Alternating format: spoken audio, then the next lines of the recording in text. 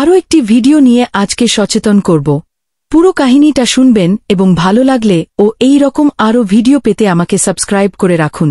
স্নেহা প্রতিদিনের মতোই সেই দিন সকালে অফিস যাওয়ার জন্য বাড়ি থেকে বেরিয়েছিল।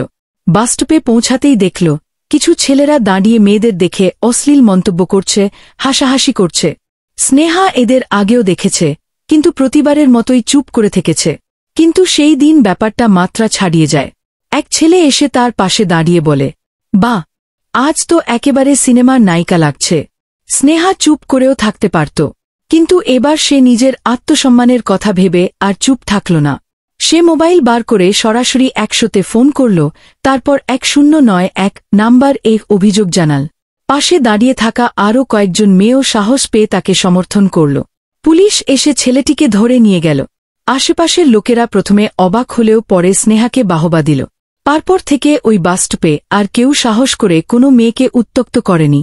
হ্যাঁ, একজন মহিলার অধিকার রয়েছে অভিযোগ দায়ের করার যদি তিনি হয়রানির শিকার হন, এমনকি যদি কেউ তাঁকে রাস্তাঘাটে, বাসে, ট্রেনে কুপ্রস্তাব দেয়, কটূক্তি করে বা উত্ত্যক্ত করে।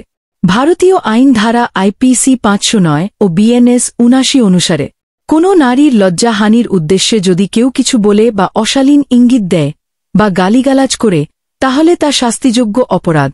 শাস্তি সর্বাধিক 1 বছরের জেল, জরিমানা বা উভয়ই হতে পারে।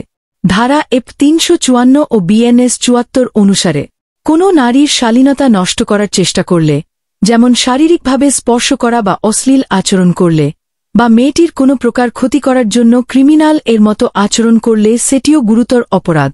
শাস্তি 1 বছর থেকে 5 বছর পর্যন্ত কারাদণ্ড এবং জরিমানা হতে পারে।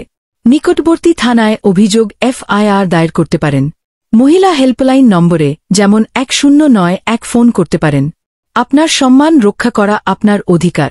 কোনোরকম হয়রানিকে ছোট ভেবে চুপ করে থাকবেন না।